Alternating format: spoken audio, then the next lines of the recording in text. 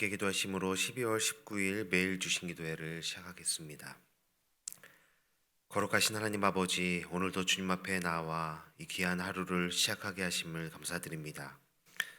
우리의 육신이 깊은 잠에서 깨어나듯 이 시간 말씀과 기도를 통해 우리의 영이 깨어 주님 안에 살아있음을 고백하고 경험하는 하루가 되게 하옵소서. 주님, 이 시간 우리의 마음을 잠잠하게 하시고 우리의 분주한 생각과 염려를 내려놓게 하옵소서. 사람의 말이 아니라 하나님의 말씀이 우리 가운데 분명히 들려지게 하옵소서. 은혜를 말하면서도 정작 말씀 앞에서는 느슨해지기 쉬운 우리를 주님 앞에 겸손히 세워주시고 오늘 주시는 말씀을 통해 믿음의 기준을 다시 붙들 수 있게 우리의 생각과 마음을 분별할 수 있도록 주님 우리와 함께하여 주시옵소서. 주님, 이 새벽에 특별히 우리 교회를 위해 기도합니다.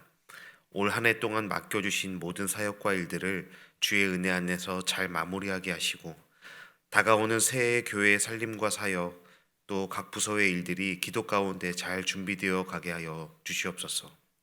올해의 아쉬움과 부족함이 실망과 판단과 정죄가 되지 않게 하시고 내년을 더 성실하게 준비하는 성장의 디딤돌이 되게 하옵소서. 또한 주님, 우리 교회가 하나님께서 주신 뜻과 비전을 바라보며 흔들리지 않고 나아가는 2026년을 준비하게 하옵소서. 교회에 주신 주제와 표어를 마음에 새기며 말씀 앞에 더 철저히 순종하는 공동체로 한 걸음씩 나아가게 하옵소서. 주님, 각 사역 부서마다 아직도 많은 섬김의 손길이 필요합니다. 우리 교회가 하나님이 맡기신 더 많은 일들을 감당할 수 있도록 준비된 동역자들을 보내주시고 기쁨으로 교회를 세우는 섬김에 참여하는 귀한 봉사자들이 세워지게 하옵소서.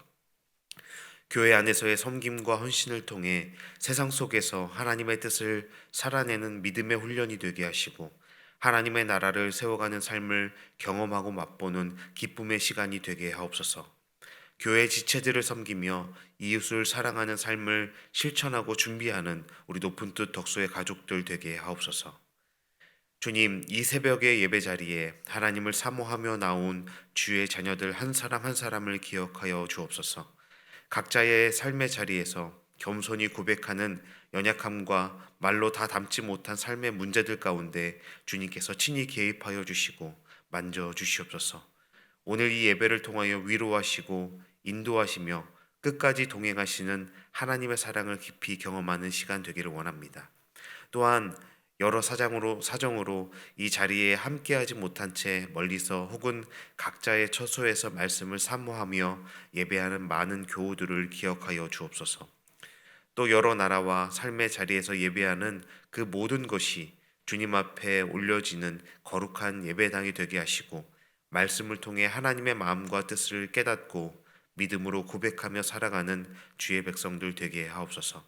이 시간 드려지는 우리의 예배를 주님께서 기쁘게 받아주시기를 소망하며 말씀 앞에 선 이 시간이 각자의 삶을 다시 세우는 은혜의 시작이 되게 하옵소서. 감사드리며 우리와 함께 하신 예수 그리스도의 이름으로 기도드립니다. 아멘. 오늘 우리에게 주시는 하나님의 말씀은 유다서 1장 1절로 16절까지 말씀입니다. 유다서 1장 1절부터 16절까지 말씀 저와 여러분이 한 절씩 교독하시고 16절 말씀은 함께 읽도록 하겠습니다.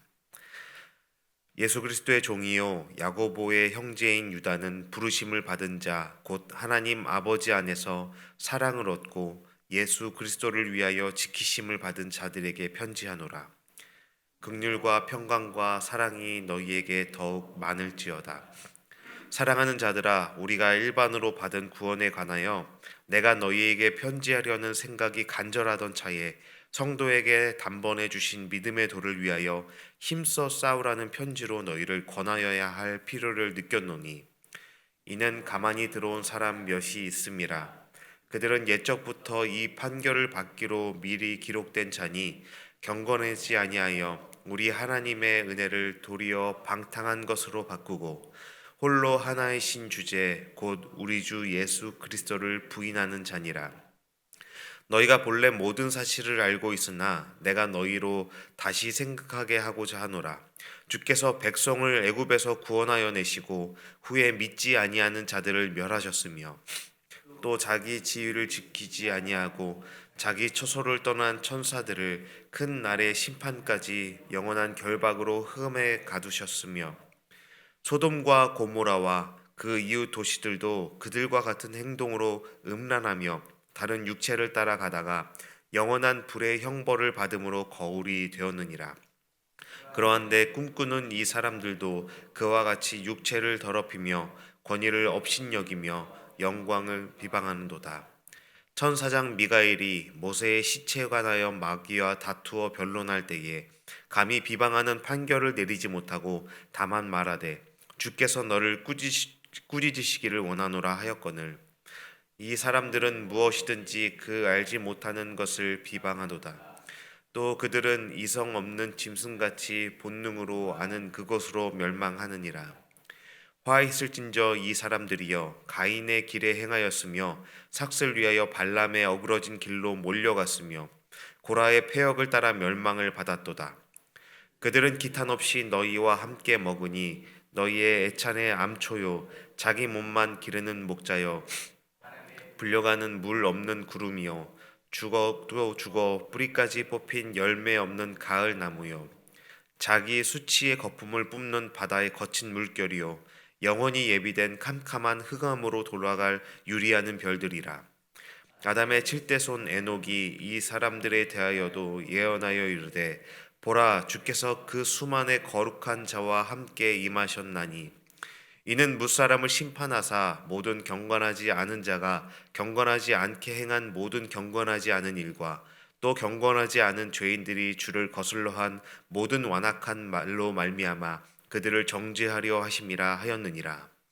이 사람들은 원망하는 자를며 불만을 토하는 자며 그 정욕대로 행하는 자라. 그 입으로 자랑하는 말을 하며 이익을 위하여 아첨하느니라. 아멘.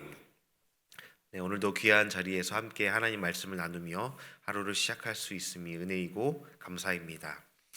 여러분 그 신앙생활 하시면서 유다서에 관한 그 설교를 자주 들어보셨습니까? 유다서가 여러분들에게 얼마나 익숙하신지 모르겠네요. 유다서는 사실 그 성경의 그 66권 중에서 가장 소홀하게 여겨지는 책 중에 하나가 아닐까 생각합니다. 신약 성경에서 가장 짧은 책이지요. 유다서는 단 한 장으로 이루어진 성경입니다. 워낙에 분량도 적은 편지이기 때문에 이 짧다는 이유로 그리고 오늘 읽으시면서 좀 느끼셨을지 모르겠지만 내용이 굉장히 거칠게 느껴집니다. 계속해서 그 짧은 한 장의 편지 안에서 심판에 대해서 그리고 종말에 대해서 하나님께서 이루실 그 심판에 대해서 다루고 있기 때문에 사실 설교자들이 이 짧은 이 편지를 설교하는 것이 그렇게 그 편하게 느껴지지는 않는 것 같습니다. 유다서를 읽다 보면 마음이 좀 편치 않아요. 유다서에 대해서 정경에 대한 그 의구심을 품는 사람들도 많습니다. 본문을 보시면은 거짓 교사에 대한 노골적인 경고들이 있고 반복되는 심판의 언어들이 계속되고 있고 그리고 이 유다서의 가장 큰 특징 중에 하나가 정경이 아닌 외경을 인용하는 부분이 있기 때문입니다. 오늘 본문에서 그 대목이 등장하는데 천사장 루시퍼의 이야기 이런 이야기들이 외경을 인용하는 성경이기 때문에 정경성을 의심받는 책 중에 책이지 않을까 생각합니다.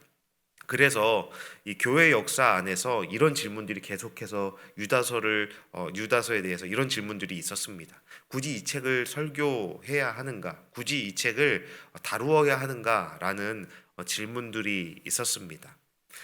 그런데 유다서는 오늘 우리에게 불편하지만 익숙하지 않지만 꼭 필요한 책이기도 합니다. 왜냐하면 이 유다서의 이런 위협이나 이런 내용들이 교회 밖에서의 박해를 다루고 있는 것이 아니기 때문입니다. 교회 밖의 박해를 다루지 않고 이 편지는 교회 안에서 은혜라는 이름으로 조용하게 일어난 신앙의 왜곡을 다루고 있기 때문입니다. 이런 메시지가 이런 교훈이 오늘 우리가 살아가는 시대와 너무 닮아 있기에 배교의 시대를 살아가고 있다 해도 과언이 아닌 이 시대의 교회 가운데 꼭 필요한 메시지이기 때문에 이 짧은 편지는 우리에게 가장 날카롭게 우리의 신앙과 우리 교회를, 우리의 모습들을 돌아보게 하는 편지가 아닐까 생각합니다. 유다가 이 편지를 시작하면서 본문에서 말하는 것처럼 원래 다른 편지로 이 편지를 쓰기 시작했다라고 말합니다. 우리 3절 상반절을 보면 이렇게 유다가 말하죠. 우리가 일반으로 받은 구원에 관하여 내가 너에게 편지하려는 생각이 간절하던 차에라고 말합니다. 원래는 이 편지를 쓰기 시작할 때에는 구원에 관하여 너희가 받은 구원에 관하여 이 편지를 쓰고자 했다. 애초에 은혜의 아름다움, 구원의 기쁨을 말하고자 했다라고 말합니다. 그런데 갑자기 이 편지의 방향을 바꾸었다라고 하지요. 3절 하반절에 이렇게 얘기합니다. 성도에게 단번에 주신 믿음의 도를 위하여 힘써 싸우라는 편지로 너희를 권하여야 할 필요를 느꼈다라고 이야기를 해요. 구원에 관하여 말하고자 편지를 쓰기 시작했지만 중간에 힘써 싸워야 한다, 힘써 싸우라는 편지로 너희를 권하여야 하겠다라는 필요를 느꼈다라고 말하고 있어요. 왜 싸워야 했는지 4절에 그 이유를 말하고 있는데 4절에 이는 가만히 들어온 사람 몇이 있음이라 그들은 옛적부터 이 판결을 받기로 미리 기록된 자니 경건하지 아니하여 우리 하나님의 은혜를 도리어 방탕한 것으로 바꾸고 홀로 하나의 신주제 곧 우리 주 예수 그리스도를 부인하는 자니라 라고 기록이 되어 있습니다. 여기서 중요한 표현이 있는데 가만히 들어왔다라는 말입니다. 여기서 말하는 계속 이들은이라고 말하는 사람들이 등장하는데 이 사람들은 교회를 공격하는 사람들이 아니었습니다. 교회를 박해하던 사람도 아니었어요. 십자가를 부정하지도 않았고 예수의 이름을 거부하는 사람들도 아니었습니다. 그냥 느끼지도 못할 만큼 가만히 들어와서 교회 안에 자리를 잡았다라고 말하고 있어요. 오히려 이들은 은혜를 말했고 자유를 말했고 사랑을 말하는 사람들이었습니다. 그런데 그들이 말하는 결론은 이런 것이에요. 그래도 괜찮아. 은혜니까 문제없어. 괜찮아. 하나님은 사랑의 하나님이시고 사랑하는 하나님이시니까 심판하지 않으실 거야 라고 말했던 것이죠. 유다는 이것을 다른 복음, 왜곡된 은혜라고 말하고 있는 거예요. 이런 생각이 성도들의 삶과 교회를 위험에 빠뜨린다라고 유다는 이 편지를 통해서 말하고 있습니다. 이 지점을 가장 정확하게 짚은 사람이 디트리 본회퍼 목사님이 아닐까 생각합니다. 목사님께서 나를 따르라는 자신의 책에서 이렇게 말했습니다. 값싼 은혜란 회개 없는 용서요, 교회 훈련 없는 세례요, 고백 없는 성찬이며 제자도 없는 은혜다라는 말을 하였습니다. 이 보네포 목사님이 말한 값싼 은혜라는 것이 은혜를 말하지만 삶은 변하지 않는 신앙을 의미하는 겁니다. 용서는 말하지만 회개는 없고, 구원은 말하지만 순종은 없고, 자유는 말하지만 거룩은 사라진 신앙을 값싼 은혜의 신앙이라고 말하고 있습니다. 회개 없는 용서, 변화 없는 신앙, 순종 없는 믿음을 값싼 은혜라고 부르면서 그런 값싼 은혜를 받은 사람, 그런 값싼 은혜로 살아가는 것이 교회를 살리는 것이 아니라 오히려 교회를 무너뜨리는 것이다 라고 말하고 있는 것이죠. 바로 유다서가 말하고자 하는 교훈이 바로 이 값싼 은혜에 대한 메시지인 것입니다. 은혜를 붙든다고 말하면서도 실제로는 은혜를 소비하는 신앙에 대해서 경고하고 있는 겁니다. 은혜를 붙든다고 말하면서 은혜를 소비하는 신앙. 여기서 은혜를 소비한다라는 것은 은혜라는 것, 우리가 흔히 말하는 은혜를 삶을 변화시키는 능력으로 받아들이는 것이 아니라 그저 내 마음을 편하게 해주는 위안이나 면죄부처럼 은혜를 이용하는 수단, 은혜를 수단으로 사용하는 것을 말하는 겁니다. 쉽게 말해서 필요할 때만 꺼내 쓰는 은혜인 것이죠. 내 마음에 죄책감이 들 때 그래도 내가 은혜 받은 사람이지. 하나님은 은혜의 하나님이라고 말씀하셨잖아. 순종이 부담될 때는 나는 완전할 수 없잖아. 나는 하나님 앞에 온전할 수 없잖아 라고 말하면서 방어의 수단으로 사용하는 것이죠. 삶은 바꾸지 않은 채 그저 내 마음만 가볍게 하는 신앙, 그저 내 마음이 편하기 위해서 합리화하는 수단으로 은혜를 소비한 것을 말하는 것입니다. 이런 신앙에서는 은혜가 나를 하나님께 더 이끌어가고 하나님께 이끌림 받는 그런 통로가 아니라 내가 지금 이 자리에 그대로 머물러도 괜찮다는 자기 합리화의 수단이 되는 것이죠. 결국 은혜가 나를 다루고 은혜가 나를 붙들어 하나님께로 이끌어가는 것이 아니라 내가 은혜를 필요한 만큼만 사용하고 치워버리는, 내가 마음이 편하고 내가 지금 유지하고 있는 이 연약함의 모습을 그저 유지하기 위해서 그냥 은혜를 수단 삼고 이용하고 치워버리는 것을 말한 것입니다. 그것이 교회를 어렵게 만드는 것이고 그것이 우리의 신앙을 위협하는 것이다라고 유다서는 경고하고 있는 겁니다. 그래서 유다는 말합니다. 이 문제는 단순한 의견 차이가 아니고 너희가 힘써 싸워야만 하는 것이다라고 문제를 제기하고 있는 것입니다. 거짓 교사들을 이 유다는 강한 이미지로 묘사하고 있습니다. 가인이고 발람과 같고 고라이고 물 없는 구름, 열매 없는 나무, 유리하는 별과 같은 것이다라고 표현하고 있습니다. 왜 이렇게까지 표현하는 것인지 표현합니까? 그들은 단순히 틀렸기 때문이 아니라 성도들을 속이는 것이기 때문이다라고 경고하는 것입니다. C.S. 루이스는 자신의 책인 스크루테이프의 편지라는 책에서 이 점에 대해서 이렇게 말합니다. 가장 위험한 거짓은 노골적인 거짓이 아니라 진리와 거의 구분되지 않는 왜곡이다라고 말합니다. 겉으로는 신앙적이고 경건해 보이지만 조금씩 기준을 낮추고 조금씩만 그 기준을 분별을 흐리게 만드는 것이 가장 치명적인 유혹이라고 말하고 있는 거예요. 노골적인 거짓은 대놓고 거짓을 말하고 대놓고 교회를 대적하는 것은 우리가 쉽게 분별하여서 그것을 경계할 수 있습니다. 그러나 은혜의 언어를 입은 왜곡은 우리가 구별하기 어려운 겁니다. 어느 틈엔가 가만히 우리의 신앙과 우리의 삶에 들어와 우리가 받은 은혜를 왜곡하고 하나님의 사랑을 합리화의 수단으로 이용하게 만드는 정말 위험한 것이다라고 말하는 것이죠. 하나님은 사랑이시다.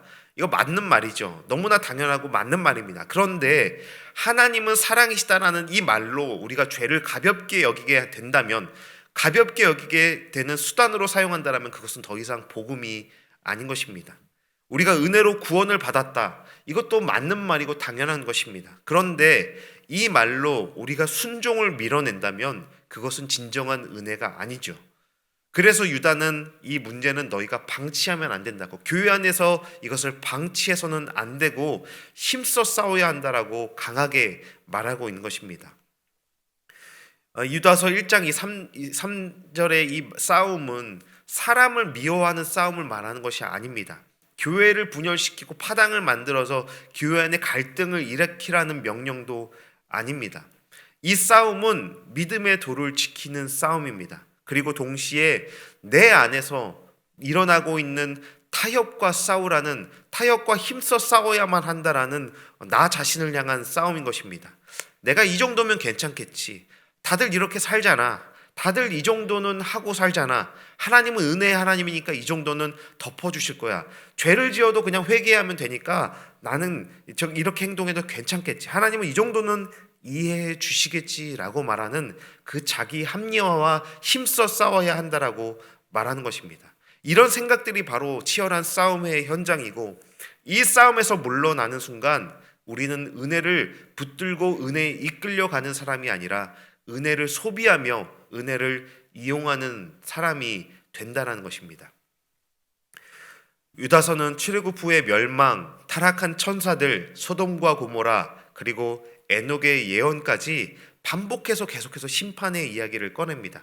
여러분, 이런 비유로 이용된 출애굽, 멸망, 그리고 타락한 천사들, 이런 모든 것들이 무엇을 말하고 있습니까? 하나님께 은혜를 받았지만, 하나님께 기회를 얻었지만 자기 합리화를 하며 죄의 자리에 머물렀던 그 모습들을 보여주고 있는 예인 것입니다. 왜 이렇게까지 말하겠습니까? 우리를 그냥 겁주고 위협하기 위한 것이 아닙니다. 하나님이 죄 앞에, 하나님이 이런 모습 앞에 얼마나 엄격한 분인지 보여주려는 것도 아닙니다. 단지 우리를 무섭게 하기 위한 것이 아니에요. 오히려 유다서는 이렇게 말하고 있는 것입니다. 하나님은 죄와 거짓을 결코 가볍게 넘기지 않으실 만큼 우리를 진지하게 사랑하신다라는 것입니다. 팀 켈러는 탕부 하나님이라는 책에서 이렇게 말하였습니다. 하나님의 사랑을 값싼 관용으로 이해해서는 안 된다라고 말하면서, 그에 따르면 하나님의 심판은 사랑의 반대가 아니라 사랑이 죄와 거짓 앞에서 끝까지 진지하다라는 진지한 증거다라고 표현하고 있습니다. 하나님은 우리를 사랑하시기에 은혜를 왜곡하고 거부하는 태도를, 우리를 망가뜨리는 태도에 대해서 그대로 둘 수 없는 하나님이다라고 말하는 것이에요. 값싼 관용이란 이런 것이다라고 얘기하죠. 그래도 괜찮아, 사랑이니까 넘어간다, 아무 일도 없는 것처럼 두자. 여러분, 그것이 성경이 말하는 사랑이 아니라는 거예요. 진짜 사랑한다면은 잘못을 보면서 외면하는 것이 아닙니다. 진짜 사랑은 죄가 사람을 망가뜨리는 것을 알기에 하나님 그것을 그대로 둘 수가 없는 겁니다. 부모가 자녀를 사랑한다면 사랑하기 때문에 위험한 행동을 할 때 그냥 둘 수 없는 것처럼, 의사가 환자를 사랑하고 아끼기 때문에 아픈 곳을 정확하게 짚고 치료하고 수술을 해야 하는 것처럼, 하나님의 심판은 사랑의 반대가 아니라 사랑이 죄와 거짓 앞에서 끝까지 책임지려는 태도가 바로 하나님의 심판인 것입니다. 우리가 자기 합리화와 자기 그 죄에 대해서 그렇게 타협하면서 그대로 그 죄의 자리에 머물러 적당히 타협하면서 계속해서 망가지고 우리가 파멸되는 길로 가고 있는데, 하나님은 그것을 두고 볼 수가 없는 겁니다. 그것을 하나님은 돌이켜야 하는 것이고, 그 죄를 꼬집어서 우리를 다시 바른 길로 이끌어야 하는 것이죠. 그래서 하나님은 은혜를 왜곡하고 회개 없이 죄를 정당화하고 믿음 없이 자유만 말하는 태도를 결코 그냥 가만히 둘 수가 없다라는 것입니다. 그것이 하나님이 사랑이 없어서가 아니라 오히려 우리를 너무나도 사랑하시기 때문인 것이죠. 사랑하는 여러분, 유다서는 우리에게 이렇게 질문하고 있는 거예요. 당신은 은혜를 어떻게 이해하고 있습니까? 당신이 하나님께 받은 그 은혜를 당신은 어떻게 이해하고 있습니까? 그 은혜가, 그 사랑이 당신의 삶을 어떻게 바꾸어가고 있습니까라고 질문합니다. 은혜는 죄를 가볍게 여기는 이유가 될 수 없습니다. 은혜는 죄를 미워하게 만드는 힘인 것이죠. 은혜는 방종의 변명이나 합리화의 수단이 아니라 거룩함을 향해 나아가게 하는 능력이고 추진력인 것입니다. 그러므로 오늘 우리에게 주어진 부르심은 분명합니다. 오늘 우리에게 주시는 메시지가 분명합니다. 성도에게 단번에 주신 믿음의 도를 위하여 힘써 싸워야 한다.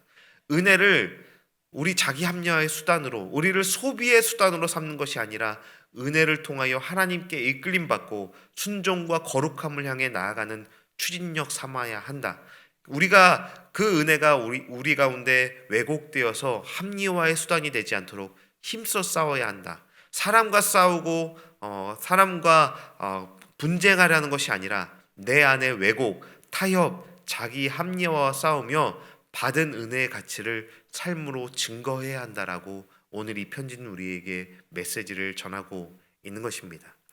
여러분, 이 말씀 앞에서 이 말씀을 묵상하면서 지금 나의 신앙, 내가 살아가고 있는 삶의 모습들을 돌아보며 정말 우리가 은혜로 이끌림 받고 있는지, 하나님의 그 은혜가 나의 삶을 변화시키고 있는지, 내가 은혜를 수단 삼아서 나의 연약함에 합리화를 삼고 있지는 않은지 나 자신을 돌아보면서 그렇게 하나님 앞에 정직하게 기도하고, 또 그렇게 하나님께서 허락하신 은혜를 참으로 누릴 수 있는 우리의 삶이 되기를 주님의 이름으로 축원합니다.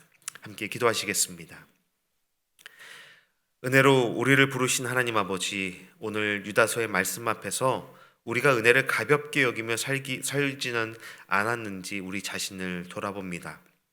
주님, 회개 없는 용서로 스스로를 안심시키지 않게 하시고 순종 없는 믿음으로 타협하지 않게 하옵소서. 성도에게 단번에 주신 믿음의 도를 위하여 힘써 싸우라 하신 말씀을 기억하며 내 안에 왜곡과 타협을 분별하게 하시고 은혜의 가치를 삶으로 지키며 살아가게 하여 주시옵소서. 감사드리며 우리의 삶의 주인 되신 예수 그리스도의 이름으로 기도드립니다. 아멘.